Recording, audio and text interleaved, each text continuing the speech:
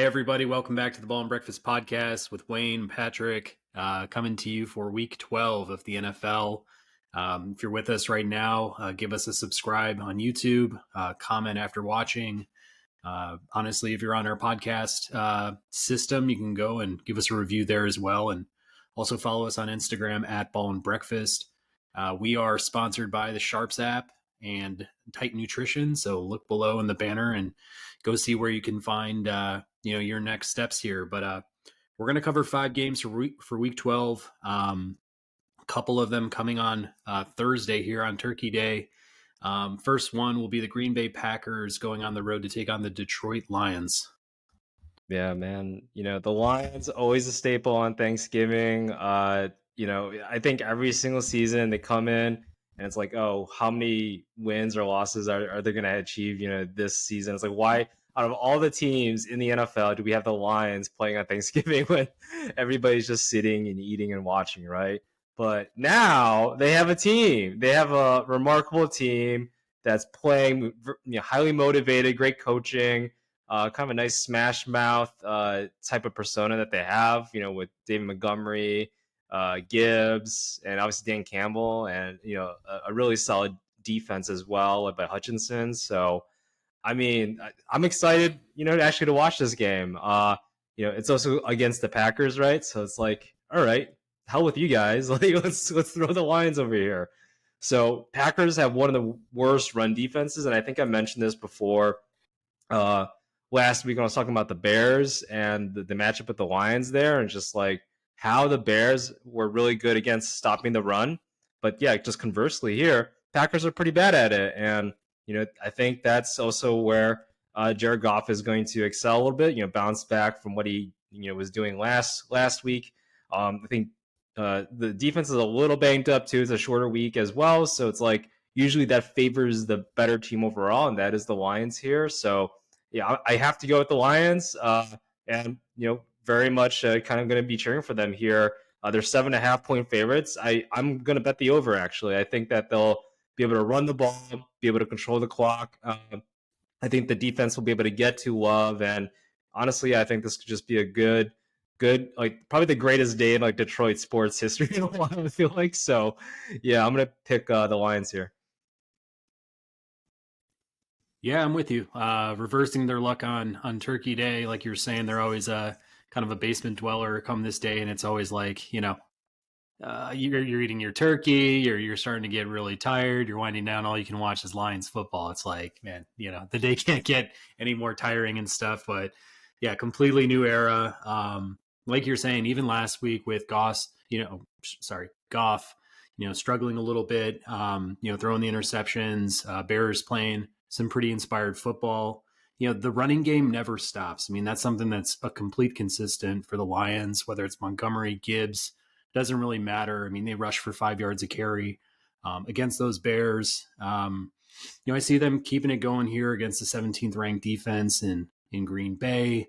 Green Bay, also ranks near the bottom of the league in takeaways. So in a lot of ways, I just feel like, they could secure the rock, pound it, get the yards where they need to get them, lean back on that top 10 defense as well against Jordan Love, who, had a better game, this last week against the Chargers. I mean, definitely, got above 300 yards passing, a couple of scores as well, but, he's facing a different animal, no pun intended, this weekend. So, for what it's worth, I think, Detroit could probably, ramp up their pressure a little bit more on D.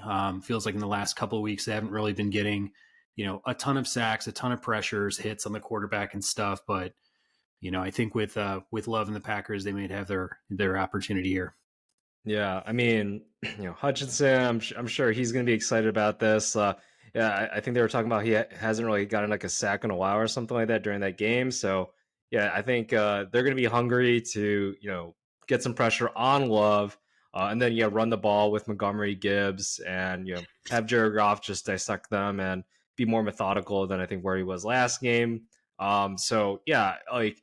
And if the Packers are fully healthy, like they definitely have a fighting chance here. I was looking at their injury report; it was basically their entire defense. So that's always where I have, I guess some question marks of like, okay, is Alexander going to be there? Is Campbell going to be there? Is Kenny Clark going to be there? There's a number of different players to keep an eye out on there. But yeah, you still gotta love what the Lions are doing right now, and yeah, kind of on the biggest day of the year right here in Thanksgiving. So I feel like this is just a great opportunity for them to showcase all this, like all the fun stuff that's been happening for anybody that hasn't been paying attention to the Lions. Yeah. And I think they're down. You might have mentioned this, but Aaron Jones as well. It's like not really sure what they're going to be doing out of the backfield themselves to establish, their run game. Maybe it's AJ Dillon. Jaden Reed's looked a little bit better rushing the ball and, making some catches too. So maybe they get creative in that sense. But yeah, I think they let their guard down a little bit against the Bears. I think getting that big victory will definitely wake them up. And I don't think they're going to be, asleep at the wheel, I think, for the first half. And then they come out and play tough and definitely get, some points on the board early. Yeah, I mean they're gonna be hungry like right off the bat. I feel like, and with all the excitement of Thanksgiving Day, I see them coming out playing tenaciously on the defensive end, or just running through them on the offensive end, just carrying that momentum through the game. So yeah, it was a good game by Jordan Love. I think it was like the first 300 passing game since like 2021 or something like that. So good on them for having that, and I just think that carrying into this week now, harder matchup than the Chargers, who they've definitely given up some high numbers there on the passing game. It seems like so much better on the run game. But yeah, I think that this is just not a good matchup for the Packers, and I don't care about that. So just go Lions here. I think really excited to see them actually perform and looks like get a big W. I think on Thanksgiving Day for sure. In our next one, we've got the San Francisco 49ers going on the road to take on the Seattle Seahawks. Oh, man. I did go a little bit back and forth on here because I think I want to see the Seahawks actually perform and then do well in the playoffs here. I'm really excited about Geno Smith. I'm really like his story and such, but he just hasn't been playing the best, I think, of late. So, and you're going against a 49ers team that is playing really top notch right now. Brock Purdy's gotten back Deebo Samuels, Trent Williams looks like he's back as well, or I think he's been practicing. They did lose Hufunga, but he's out for the year, looks like. So that's a little bit of a hurt there. But obviously they have a star-studded defense to kind of help out as well. So Brock Purdy, I think he had a perfect passer rating or something close to that last game. So really back to kind of where he was there, and Ayuk really showcased his skills there. So the Seahawks team, if Geno's playing well and they're able to move the ball, great. I just don't think he can do it himself, or they're going to have to get some sacks to create some turnovers. But yeah, just the way that the 49ers are playing right now, even though it's in Seattle, I just have a feeling that they're still going to be able to win this game here. So I'm going to go, it looks like a 6.5 point favors for the 49ers. I think the Seahawks will will cover that. So, but yeah, I do believe that the 49ers will win this game. The Seahawks are 4-1 at home, so they got that going on for them. But overall, I think last season kind of showcased a little bit about who the Seahawks kind of were. The 49ers swept them last year, and I think they kind of have their number, at least right now, the current the current setup and roster setup. So yeah, I'm going to go with the 49ers for the W here. Yeah, I agree with you on the win. I'm going to take the over for the Niners, just the way they looked last week. Like you're saying, Purdy, basically perfect. Getting 4 of those weapons, all involved. They're all healthy. I mean, if they can just continue to stay healthy, I mean, this is for sure, the front runner for me in the NFC. They look so good. But, on the Seattle side, it's just, looking at, the possibility of Geno potentially not playing or playing hurt.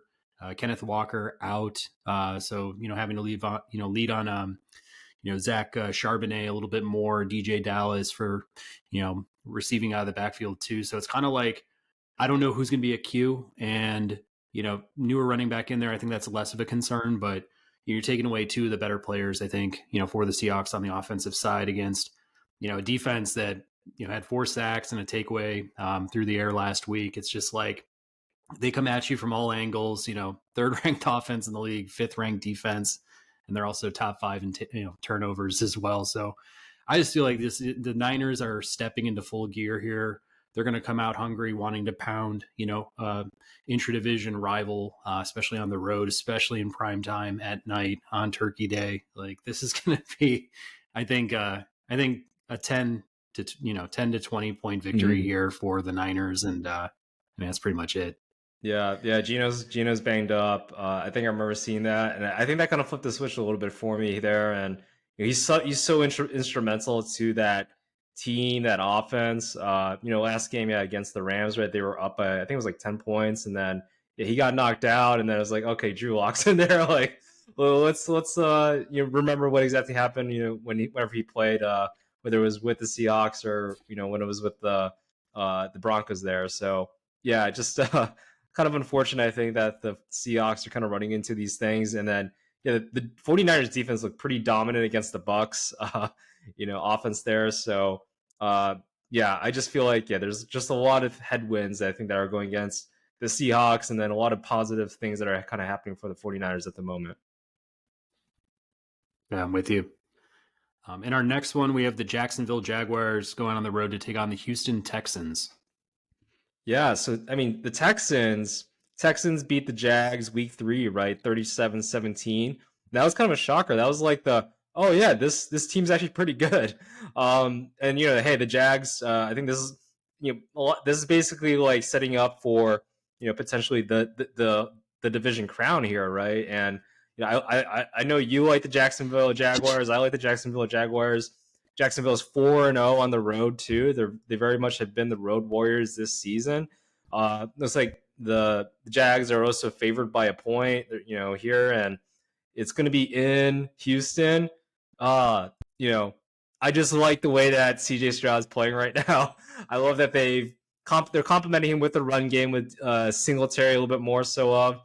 Sorry to all the Dameon Pierce fantasy owners out there. So uh, but yeah, at the same time, I know Jacksonville's playing pretty well. They're probably one of the most well balanced teams overall. Like from each roster spot they have like maybe an above average type of player there. So a lot of life from Jacksonville, and yeah, they got Ridley more involved. Last game, I think he had 2 touchdowns, like 120 yards or something. So yeah, got him more involved, and there's a lot of things to like from the Jaguars there. But yeah, like I said, MVP CJ Stroud. Let's get it to him. Even though he had a 3 interception game last game and everything, was still able to pull out the victory here.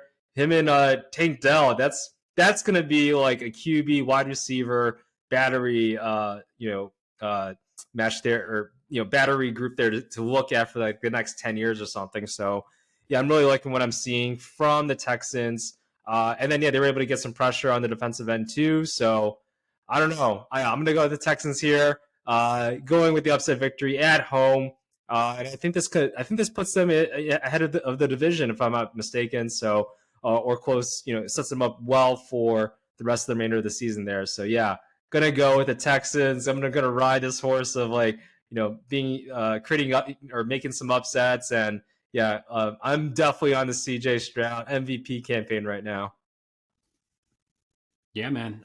He's been playing lights out. I like the plug you gave for Tank Dell. I've had him in my fantasy starting lineup for the last few weeks, so just been reaping, those benefits on a guy who, you could pick up off the waiver wire for the most part. But man, what a rookie year he's having. He's proving to be, the best, I think, at least pass catcher out of that first round this year from the NFL draft. But, in general, like you were saying with the running game, Dameon Pierce has been a huge disappointment, production wise, injury wise, but Devin Singletary rushed for over 100, this past week. So, they could probably, use him to go against, that bottom 10 defense, in Jacksonville. So, I think if they were playing it smart, they might want to, emphasize the ground game a lot because Jacksonville is number 1 in turnover creation in the NFL. So it's like, even though they have, defense that, seemingly middling, they're still able to come away with those takeaways, whether it's fumbles, interceptions, et cetera. So,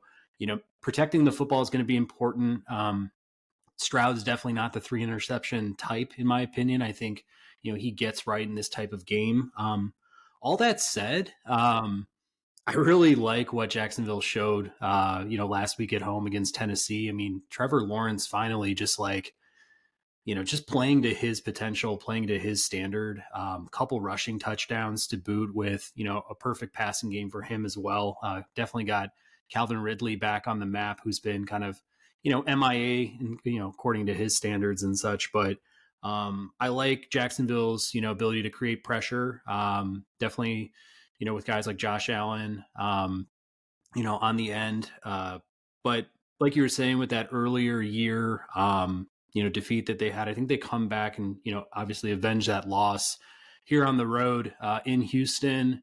I'm going to go with the Jaguars, but I'm going to go whatever the spread is. I'm going to make sure it's a pretty tight one here. I think this is going to be a pretty high scoring game, and I think it'll be decided by a field goal. Yeah, I think it's a 1 point favorites there. Yeah, so you could probably safely go with the over there for then Jacksonville. Although, yeah, who knows? It might be. I think it'll be a high scoring game as well. Don't have the over under in terms of total points in front of me, but yeah, I mean that could definitely be something to watch there. Just these two young quarterbacks with weapons that they have there, and they've just been putting up points. So I mean, this definitely is going to be, I think, a fun game to watch. Two young talented teams. Both kind of almost similar build. Drafting like an awesome young quarterback, and then also on the defensive side, drafting a top edge rusher there as well. So with Trevor Lawrence and Trevor Walker, and then also on with the Texans with C.J. Stroud and Will Anderson. So a lot of things I think to like of like how to construct a team. I'm like, take some hints, Bears, a little bit here.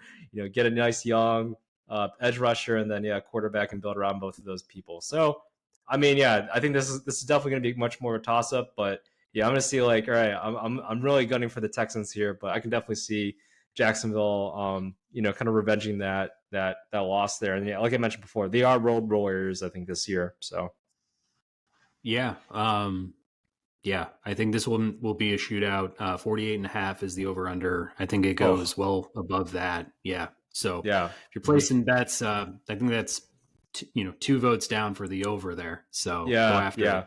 Yeah, for sure. I mean, I think it has the makings to be like a 30 to 38 or something like that kind of game. Like it just has it all written with there. So a lot of offense, I think, is going to happen here.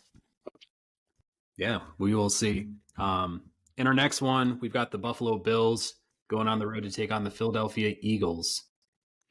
Man, you know what? Like I've been really hard, I think, on like the Bills and not getting the ball to Khalil Shakur, and then now this first game with Joe Brady as the offensive coordinator, liked what I saw there. Got Khalil Shakur there on an 81-yarder, nice block there by Kincaid. It was like a little hip check I think I saw there. So like I said, he's been catching 88% of the passes thrown to him, and it's like, get the guy more targets. Like I don't know why they're all of a sudden passing. Like he's a legit wide receiver, 5th rounder. Still upset that the Bears took Velus Jones over him. Like that guy needs to be cut or whatever. Like yesterday. So and then Khalil Shakur. Like I liked from what I saw from the combine. I liked what I saw from his college clips and stuff like that. I'm sorry I don't watch all the game film on Boise State wide receivers and such, but yeah, I just liked what I saw from him, and I thought he was very capable, and he really showcased that, I think, last week. This Bills team, they play, I think we mentioned this before, right? They play up to, I think, the level of competition, right? But then they have these lackadaisical moments, it feels like. Obviously, they've had a lot of, I guess, drama just internally, with like Stephon Diggs and kind of his situation there. So all that being said, I know it's the Eagles. I know this team is like ridiculously talented. It's going to be in Philly. I'm going to go with the Bills of the upset here. I think Joe Brady, they got something going on there. I think we're going to keep the momentum going. I was thinking that the Bills have a little bit more urgency, I think, behind them. So maybe there's some sort of, intrinsic motivation behind all those players there. They do have the talent, but I did speak about a regression. That being said, I think this is a moment where it's like, hey, you guys need to be winning, and this is definitely going to be a test. And I think that they'll at least get this road victory here. I am with you. I am with you. I am going with Buffalo as well. After what I saw against the Jets, it looked like they got right. And I mean that in the sense of, with Brady now calling the shots on offense, I like the fact that they emphasized the short pass a lot. They were going to guys for checkdowns all day. It was, let's make sure we don't turn over the ball carelessly. That's what got Josh in trouble, the week prior. It was just finding Dalton Kincaid in that whole first half, short checkdowns. He was getting 10 yards, pretty much a catch. Like you were saying with Shakur, had a big game on that big breakaway touchdown. But even guys like Ty Johnson were getting involved, out of the backfield and stuff. It was just nice to see they started to incorporate a lot more balance in that offense. Diggs was pretty much a non-factor, for the game itself. But the things that I actually saw that made me feel a lot better about Diggs was before the game, they showed him basically like hyping up the crowd in Buffalo, like, waving his hands, getting, the crowd energized before the game. Throughout the game, I saw him like joking around, like sitting next to his teammates and stuff. Like, it looked like he was having a good time. And I feel like that's super important. It's so, I think, underrated, maybe not, as featured in, these game to game matchups and stuff. Like, his production does matter. It will carry them, but they need him like completely in it and supportive of like what they got going on, because they do have something special there. I believe that. I mean, 6 sacks from the defense and a pick. You're going against Zach Wilson and the Jets, but like, still, man, this defense has been stifling all year. And for what it's worth on the other end, I mean, Philly obviously has had a great year, but their defense has started to take a step back. I mean, they are almost in the middle of the league now in yards allowed. That clip was a lot, lower, at the beginning of the season. They were much more highly ranked in that respect. I don't know if it's a wave of injuries or just some inefficiencies, some holes are being found in the rushing game, but if James Cook can continue to, do what he's been doing, and Josh can do some bootlegs here and there. I did see him, have a couple design plays, design runs for himself. I think this Bills team like wants to get back on track. They know they have a tough schedule. I think they have the disadvantage of tiebreakers right now too. I think that's what I've heard. Like, even if they're in the race for a wild card spot or whatever it could be, like they are down in terms of, if it gets to a tie, their record overall and their matchups and stuff. So like, they really have to win football games here. They're going to be motivated like no other. But it will be a tough one. Jalen Hurts, those guys, they always come ready to play. They've been winning a lot more than they've been losing. So we'll see. It's a tough call to make. This one will obviously be close in my book, but I'm going to go with the Bills too.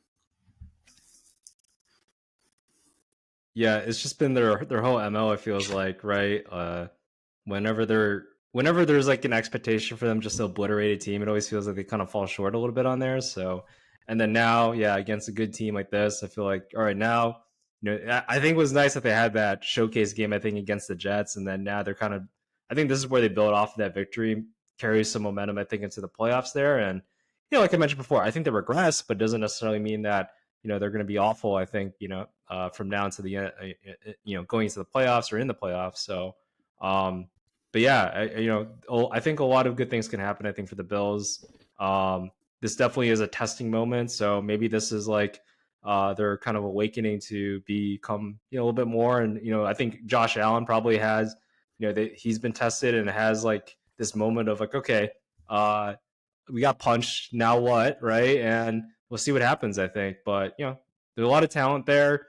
Joe Brady, yeah, like was the offensive coordinator over there at LSU, Joe Burrow, and like when they scored a bunch of points there. So definitely kind of knows what he's doing a little bit. And I know, yeah, he didn't have the best moments in Carolina, but I think he has a lot more talent than he did at Carolina here.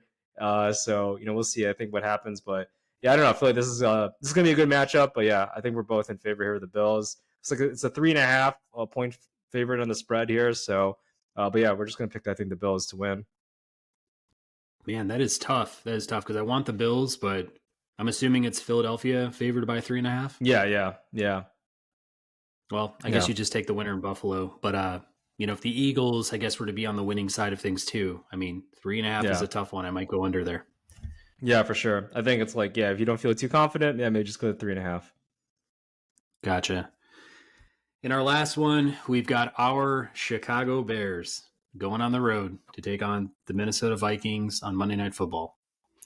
Man, this whole Josh Dobbs thing and everything, it's all cute. It's all cute. He has no eyebrows and this isn't a make a wish. This is the NFL.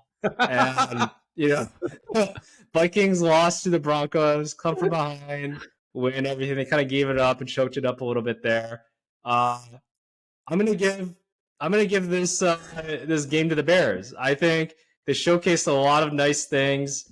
Against the Lions. I was right. I think on all the courts. I think we were both right. Right. Um, a lot. The Bears defense has been performing really well the past couple of weeks. I think they'll slow down the Vikings offense, whatever they have left. Whether they do have, if Justin Jefferson does play or not. I think they'll be able to stifle a little bit on Jordan Addison, kind of control that game, and then any type of run game. I feel like the Bears have a really strong run defense, like top 2, I think, in the league, right? So they'll be able to stop anything that they got, I think, offensively going there. And then on the Bears offensive side against the Vikings defense, Justin Fields, he's been playing a lot smarter. I think he's got as much confidence as he's had of late, and that really goes far, I think, from the quarterback side. Maybe there's a kind of a blessing in disguise of like what's happened with this whole Tyson Badgett thing. It's like, oh, maybe we can like win by making just some small plays. Like I don't necessarily have to, make all these explosive down the field plays. Although he definitely has the capabilities of doing so. Especially with DJ Moore. But if the coaching could just be like not that stupid and like maybe go for the 4th and 1, right? In the red zone there, and or yeah, just be smart. I think with the football and kind of their decision making, then I think that the Bears can pull off the victory here. Or yeah, they're also 3.5-point underdogs that the Bears are, in Minnesota. But yeah, I don't know. I just feel like there's a lot of things going momentum wise for the Bears here. Like what I saw against the Lions, and yeah, they just got to clean it up. I think it was like no team had lost a game when they had 40 minutes time of possession and then 3 takeaways, which the Bears had. And yeah, and then they lost the game. So just a lot of stupid things like that. And then yeah, also giving that touchdown to Jamison Williams, right? That was just atrocious. Like, how do you allow that 32-yard touchdown with like 2.5 minutes remaining? That was just bad football. I think bad scheming or bad coaching and just stupid play by the secondary. I think that can only happen so often. So hopefully that gets corrected here. But yeah, I see a road victory here for the Bears. Yeah, I'm with you. I'm with you. I'm going with the Bears. It's very rare that I go with the Bears. I think this is the first time I've gone with the Bears this season. But I think last game put to bed this idea of a Fields versus Badgett competition, because Fields matched Badgett in his passing game, and then added 100 yards rushing on the ground. I mean, that is the X factor. Like that is what he needs every week. Every week, I want to see Justin Fields rushing for 80 to 100 yards. And then give me what you can give me in the air. Don't turn the ball over. But if you can give me 150, 200 yards, like there you go. That's a 300-yard passing game.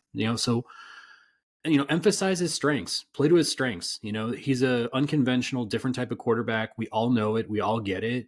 But, when you're trying to make him a pocket passer, like that's not going to play to his strengths. And he came out and was obviously hungry. I think having Badgett, have success, having some debate about who's the quarterback in Chicago definitely lit a fire under his ass. And like, whatever you do with Fields going forward, always make sure you have a strong number 2 behind him, because I think his first couple of years in Chicago, he's not been set up to win, nor he's been really asked to win in a lot of ways. I think they've kind of wanted, those Bears teams to be extra stinky so they can continue to build a team around him. So I think him just understanding what it's going to take to win football games is important. But, through 3.5 quarters of that game, they were in control. They were, playing some really great inspired football, and they have been doing that in the last couple of weeks. And, this is a different team than where it started at the start of the year, the past couple of years. So, they're continuing to kind of build on it. They're building, I think they have a lot of team chemistry, like player to player. We don't necessarily love, the scheming, the coaching, the coaches themselves. But I think this team knows what it's going to take. And, just out on the opposite side of the ball, I mean, Minnesota is obviously played above their heads this year for what they are and who they have, roster wise. I think they took a very tough loss in Denver, for Monday Night Football, but or I should say Sunday Night Football. But in the same sense, they're down. If they're down JJ, they bring back Dobbs. Madison had a better game, but like you said, against the Bears, top ranked rushing defense. I mean, that might get contained, might get cut off. So in a lot of senses, it's like, what else can they come with with, and how are they going to push the agenda? I mean, again, it's the Chicago Bears. Like, we're not talking about a top 5 team or anything like that, but I think the Bears need to get on the board with a win. I think just as a team, I think they are hungry for a W, and they'll come out and get it on Monday. Yeah, no, I mean, it definitely is this point. Like, this is the first, I think, I know he had like 7 games right now. He's going to have 6 games to showcase kind of what he got. It's like build the confidence, I think, within the organization, with the fan base, that he is the guy that we don't need to draft, Mr. I want equity into the organization or the franchise, Caleb Williams, or, another UNC quarterback in Drake May, right? Like anybody with a decent eye of talent, like, can see that Justin Fields has just as much talent as any of those guys. And yeah, like, why do we have to keep on just, I think there's like, everybody just wants to play Madden, right? Where they just want to, like, all right, this quarterback didn't really work out, let's go to the next one. This quarterback didn't really work out, or isn't like an all pro caliber type of player, like, year 3 even. Yeah, I think the biggest thing with Justin Fields, obviously, it's the coaching and such and the scheming, right? But then, getting hurt too, that certainly doesn't help. And his one of the biggest assets you can have is availability, right? So now hopefully he'll be available for the next 6 games and should be able to showcase that, because it'd be nice to have, like, okay, we don't have to concentrate on those quarterbacks.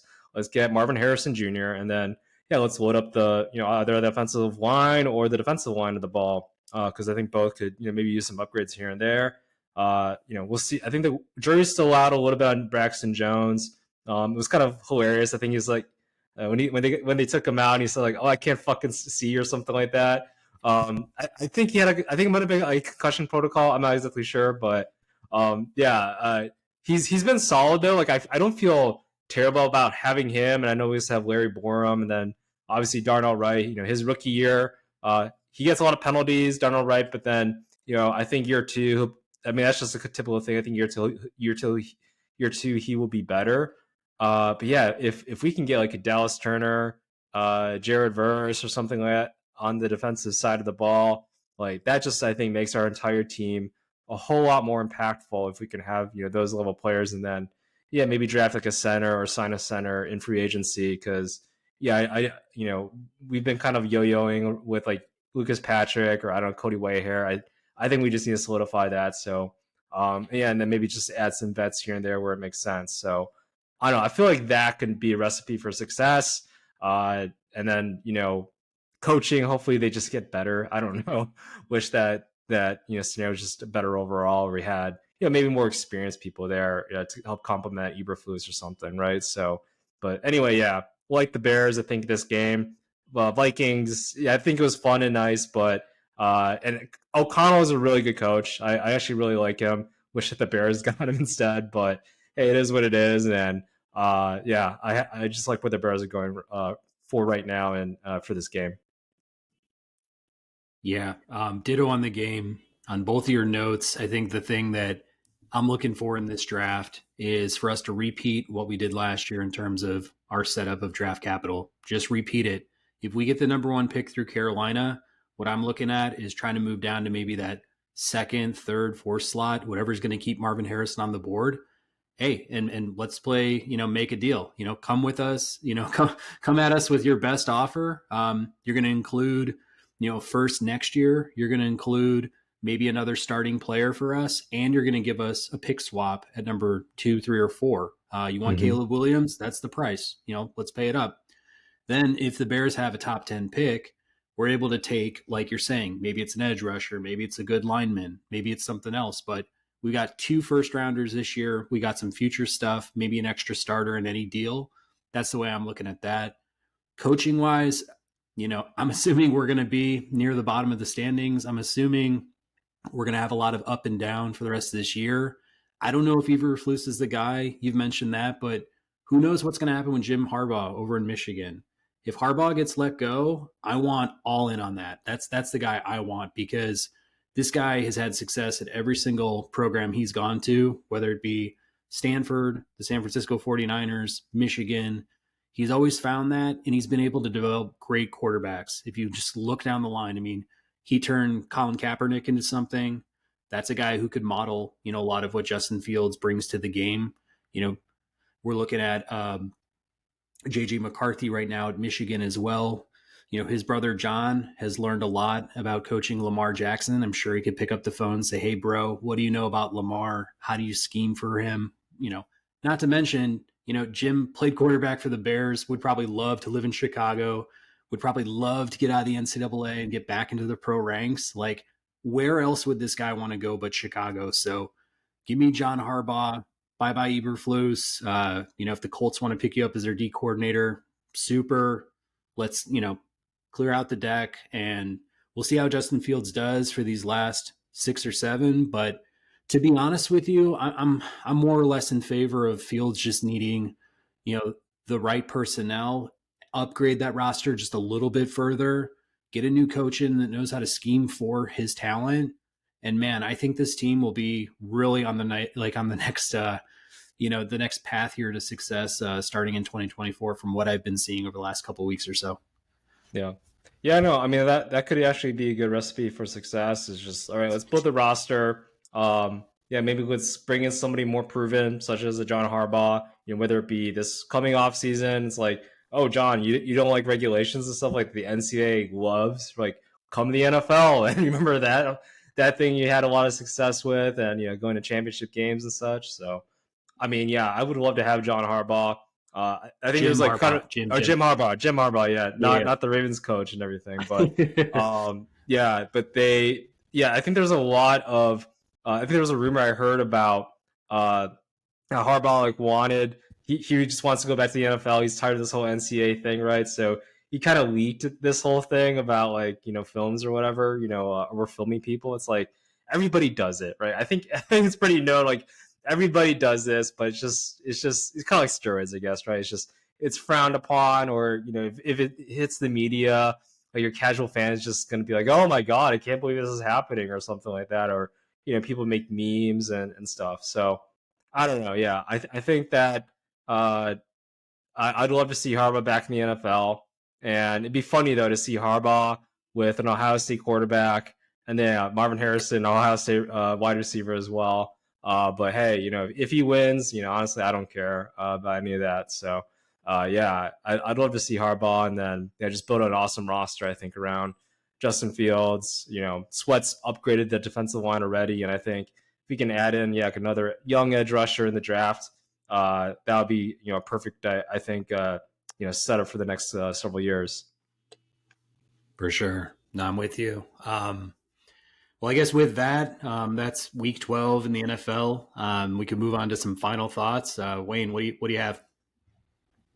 Yeah, I mean, so I actually ate some spaghetti and meatballs the other day, and it just got me thinking. Like, as a child, I definitely liked it, but I think as you grow older, right, you upgrade from SpaghettiOs, and then you actually have like spaghetti, like cooked in a nice Italian restaurant, right, or by an Italian mom or something. And it's like, this is totally different from SpaghettiOs. I guess I'm curious, Pat.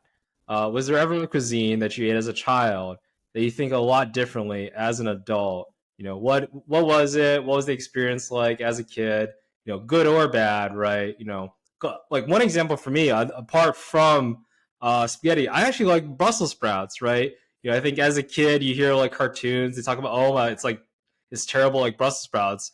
First time I had Brussels sprouts, I'm like, this is amazing. Like I love it.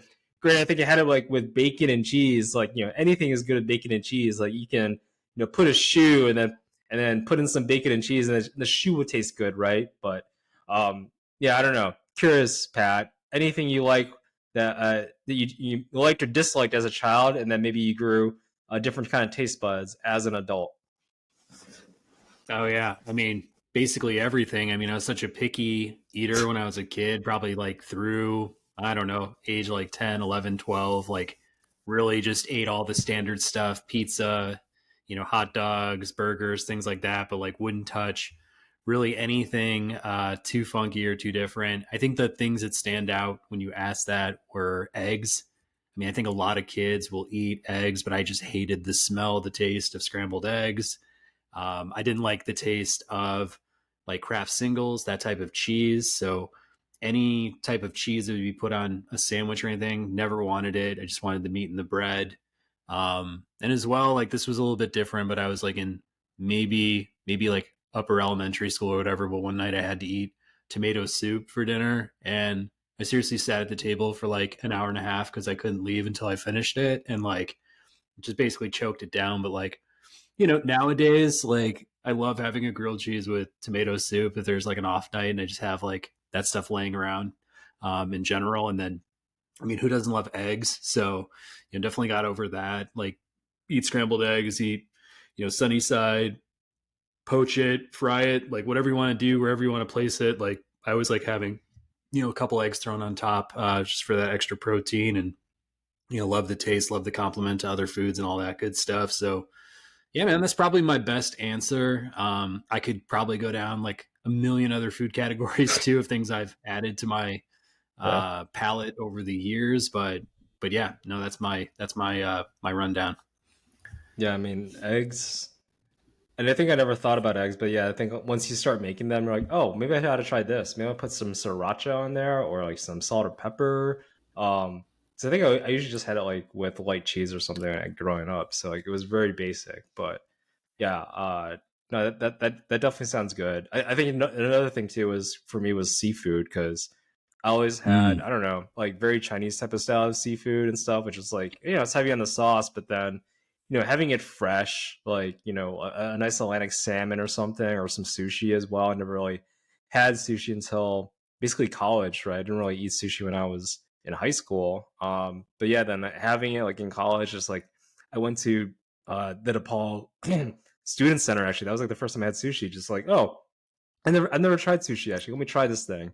And I try it, and it's like, sitting there, by the cash register, next to like a bunch of books or whatever, right?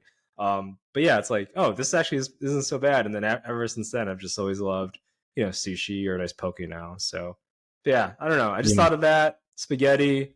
It was like a different tasting when you're younger that you just, oh, you really liked it a certain way, but then yeah, obviously your taste buds grow up a little bit, and then so do you, and then all the experiences that you have from other foods probably helps out or changes your taste buds. So anyways, just thought of Yeah. that, and yeah, nice to hear about eggs too for you.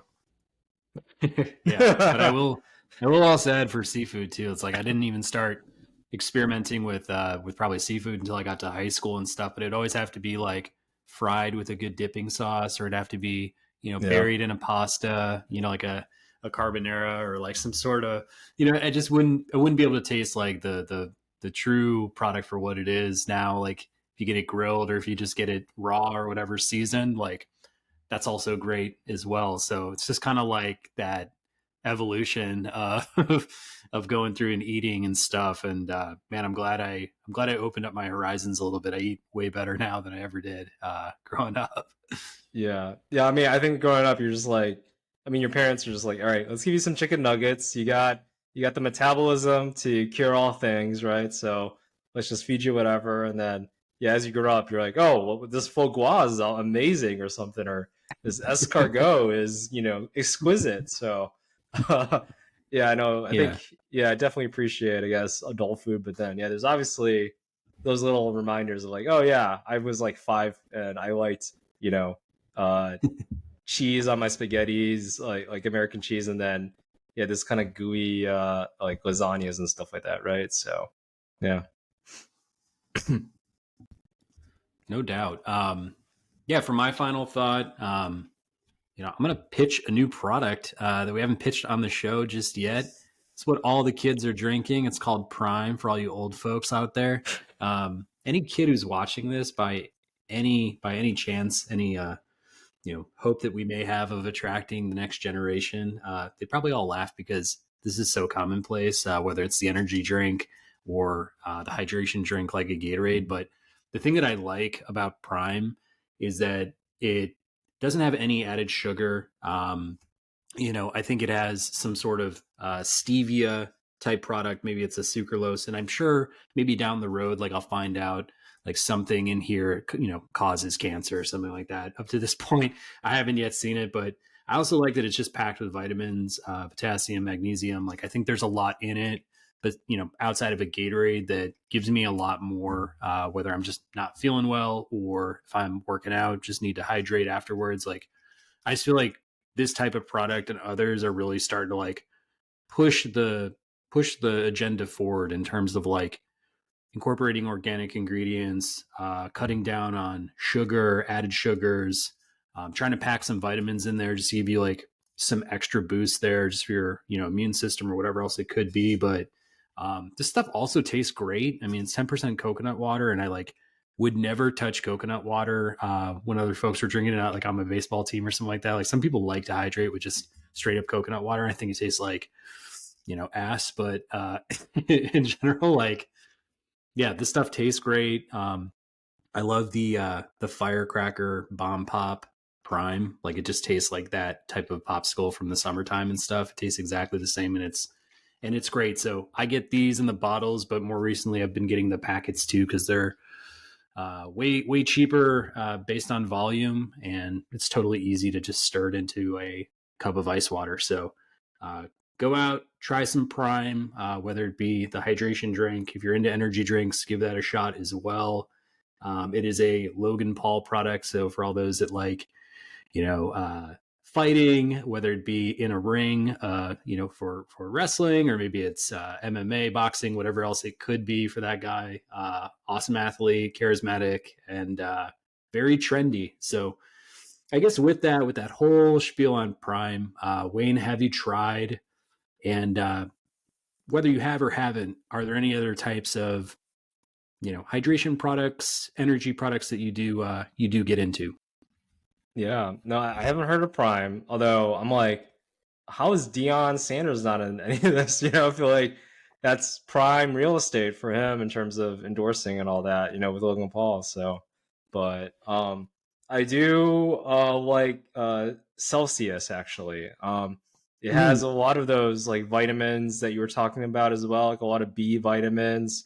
Uh, it tastes pretty good as well, and fairly healthy. Like sometimes I'll actually drink it like at lunch, and it really kind of negates that like caffeine or second dose of coffee that I need, for the remainder of the day, right? Like it kind of keeps my energy up, and I don't have those caffeine withdrawals afterwards. So I've been utilizing that, and that's yeah, it's been a really good, kind of midday boost there at lunch. So yeah, definitely check out Celsius. They have different flavors, like whether it be a watermelon or I think a pineapple I've also had as well. So definitely try out the different flavors. You can get them really at any grocery store. I feel like so.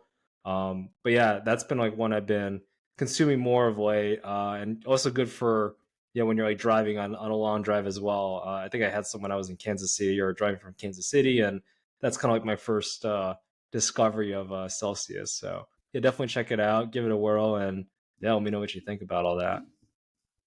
I do need to try Celsius. My brother's fully into it. He drinks it every day. It's his new substitute for coffee. Hmm. Coffee was giving him like kind of like heartburn and digestion type. There was something going on where it's kind of like it was just like an inflammatory, like drinking that hot coffee and stuff every single day. Like it can be probably pretty harsh. So looking for alternatives and stuff like that. He definitely went on the Celsius, and I'll give it a shot. I'll try it out. I've never been a huge energy drink guy, to be honest with you. And like I put that into context because if I think back to like our high school, college days, like that was the pinnacle of like when those things took off, from Red Bull to Monster to all that stuff, 5 hour energies and stuff. But every once in a while, especially for baseball or working out, it's like it's been good to have a little bit of a caffeine jolt. So it's kind of when brought in products like the Titan Nutrition products for Eno Explode, those types of just supplements to give you a little bit more energy for your workout and things like that, like a pre-workout is what they would call it. But I'm sure if you look at our promo code, you can go to Titan Nutrition and get that 10% off on a sort of a pre-workout product. But I usually steer towards that. I am a coffee drinker, love having it, through the morning, and then try to dip off after lunch. So try to carry my way through the workday with the natural energy and water that I'm drinking and stuff. But it does get tough. So, but yeah, man, we'll check it out. Second person to say so, and yeah, I'll see what I think. Yeah, you're being influenced for Celsius, so yeah, definitely. Yeah, I don't know the whole health benefits, but it definitely gives me a nice boost. I think, yeah, for the afternoon, so I feel some energy. So I was like, oh, maybe I do. I want to go for a run or workout or something like that afterwards, and yeah, and then afterwards, yeah, I do take out my protein with Tidy Nutrition. So yeah, nice, nice, good health chat. I think to figure out alternatives for energy other than caffeine, right? So.